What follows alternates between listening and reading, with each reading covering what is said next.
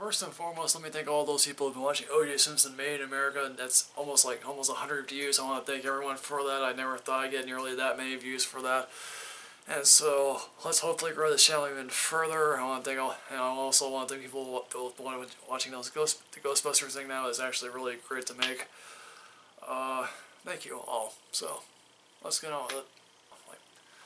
So a couple of weeks back, I had the opportunity to view one of the greatest documentaries I've seen so far this year. Well, now I get to see one of the worst documentaries this year. Yeah. Hillary's America, The Secret History of the Democratic Party.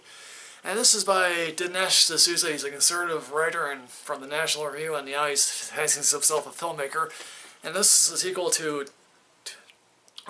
2006 Obama's America, in which last time he tried to paint Obama as this anti-imperialist person who wants to diminish America's world power overseas. This time around, he's doing it to Hillary Clinton. And this, wow, first of all, let me say this. I saw this film on my own free will.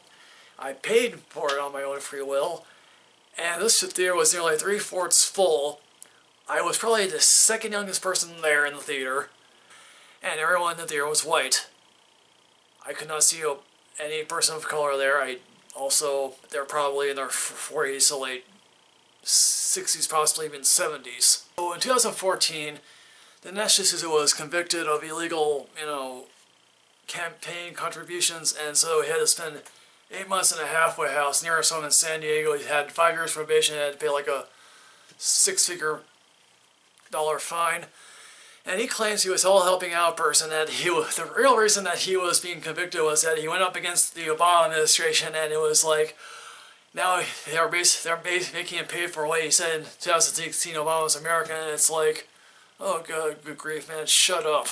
And it's like, he was sentenced to a halfway house, and it's like, this is what he wants to pay him as this poor suffering soul against the man, and it's like, dude, you're sent to a halfway house, and this halfway house here, it's like a maximum security prison, and it's like, okay, are you trying to make yourself look important here? Because it's like, you're sentenced to 8 months in a halfway house.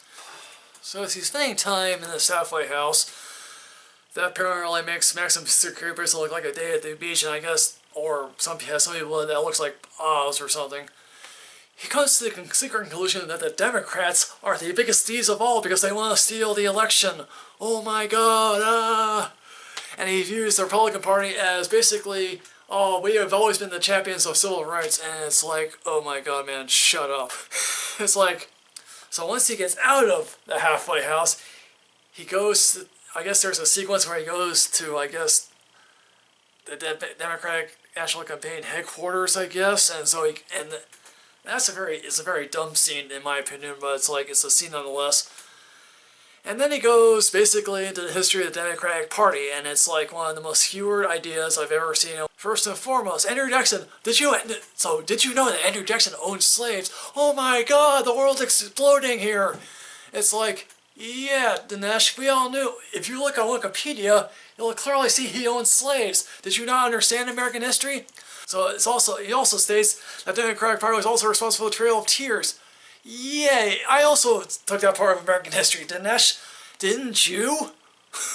It says no Republicans owned slaves. I'm thinking to myself, I bet some did. Like again, so there's one scene in this film where Andrew Jackson is betting his slave, or whatever you think is going to happen, and it's like and Dinesh is overheard saying, "What's it with Democratic older men and young women?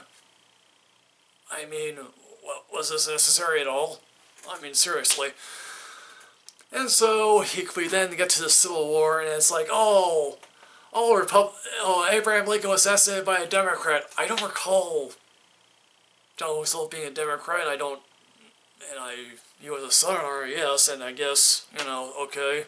The Civil Rights Bills of the Reconstruction era was like, hooray, we Republicans are all for this, and it's like, yeah, but it's like, just because you're for it doesn't mean you're the paragon of princely virtue. Abraham Lincoln was, I don't think, racially in line at the time either. It's like, yeah, it's like Reconstruction was a shit show. Also, he paints the Civil War not in the North versus South terms, but as a Democratic versus Republican platform, okay? It goes to Woodrow Wilson, and it's like they're showing Birth of a Nation. Now, for those people who are interested, when I was seeing the trailers for this film, they showed The Birth of a Nation trailer, which is about the Nate Turner Rebellion, and so, yeah.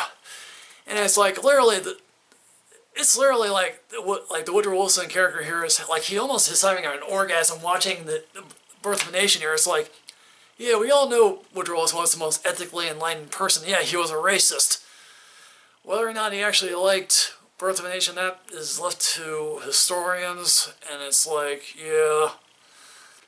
He then goes after Margaret Sanger, who is the founder of Planned Parenthood. He paints Margaret Sanger as the mother of the modern American eugenics movement here in America, and there's one scene in which he's talking to a bunch of Klans people here. Yes, Margaret Sanger did indeed talk to a Klan meeting of women, I guess, but she was talking about reproductive rights, and basically, was Margaret Sanger ever in favor of eugenics in the birth control field, but not in the mass euthanasia field? No, she wasn't, and when she basically denounced what the Nazis were doing. Again, were there people in the early 1900s, late 1910s to 1930s, were some of them in favor of eugenics? Yes, but again, as we all know, what the Nazis is, they fell out of favor with that, and so it's like, okay.